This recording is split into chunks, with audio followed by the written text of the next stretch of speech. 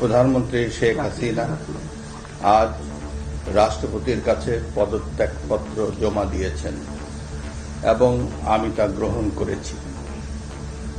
প্রধানমন্ত্রীর পদত্যাগ ও বৈষম্য বিরোধী ছাত্র আন্দোলনে সৃষ্ট পরিস্থিতিতে আজ বঙ্গভবনে 3 বাহিনীর প্রধান এবং বিভিন্ন রাজনৈতিক দলের নেতৃবৃন্দ, সুশীল সমাজের প্রতিনিধি ও বৈষম্য বিরোধী ছাত্র আন্দোলনের কয়েকজন সমন্বয়কদের সাথে আলোচনা হয়। শুরুতেই সেনাপ্রধান বিরাজমান সার্বিক পরিস্থিতি ও রাজনৈতিক দলগুলোর সাথে তার আলোচনা সম্পর্কে আমাকে অবহিত করেন। রাজনৈতিক নেতৃবৃন্দ এ সময় তাদের বক্তব্য তুলে ধরেন।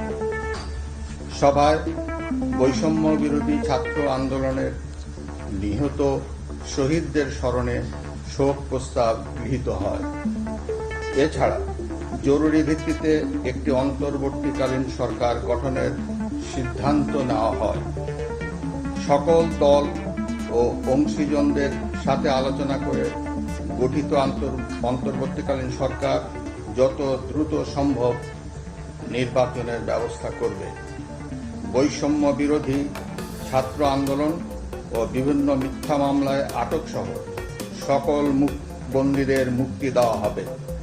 বৈষম্য বিরোধী ছাত্র আন্দোলনের নিহতদের পরিবারদের ক্ষতিপূরণ প্রদান ও আহতদের সুচিকিৎসার প্রয়োজনীয় সকল সহায়তা দেওয়া হবে। সর্বসম্মতিক্রমে বিএনপির চেয়ারপারসন বেগম খালেদা জিয়াকে মুক্তি দেওয়ার সিদ্ধান্ত নেওয়া হয়।